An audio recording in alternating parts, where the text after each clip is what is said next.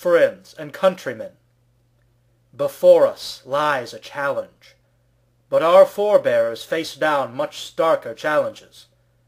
The road to success is long and difficult, but our ancestors trod a harder path.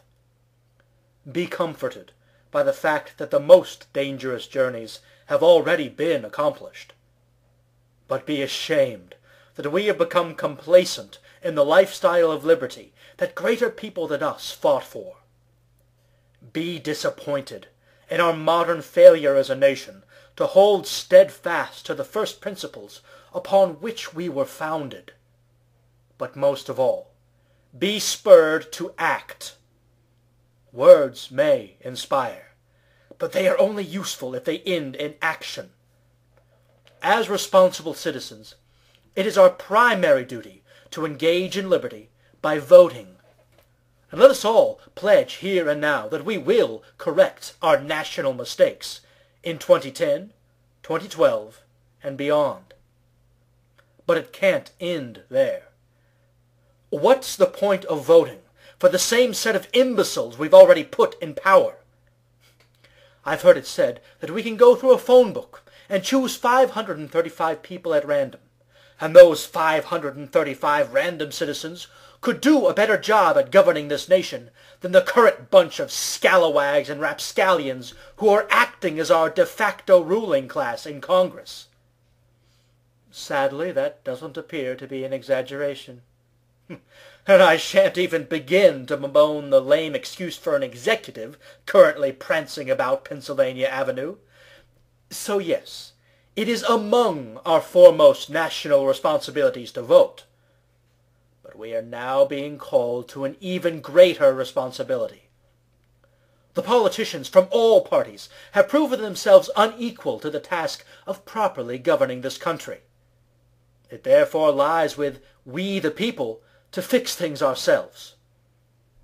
So what does that mean? It's really quite simple. The current set of elected officials must go and be replaced by normal citizens who haven't been corrupted by the stench of politics. In order for this country to survive, we must return to the concept of the citizen statesman. The best and brightest amongst us must answer the call and serve our country by putting in a term or two as a representative or a senator, and then doing what should be done: return to private life.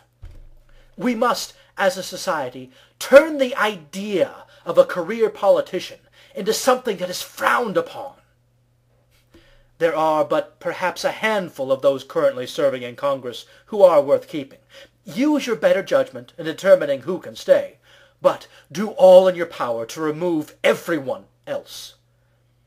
Let's not mince words here. I am talking about nothing less than a complete overthrow of our government.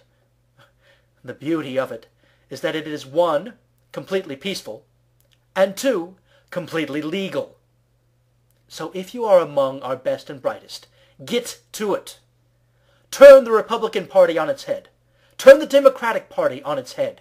Turn all of the other pseudo-parties on their heads too, for that matter. Run for local office.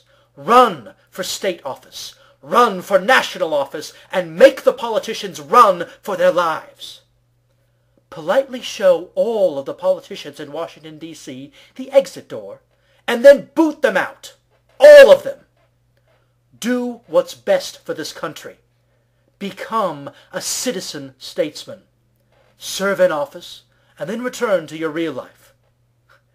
It's not only time to show the politicians that we think we can do a better job. It's time to actually do that better job. The time for talking and complaining and railing against politicians is over. The time to take action is at hand. Will you stand up for your country? Who's with me?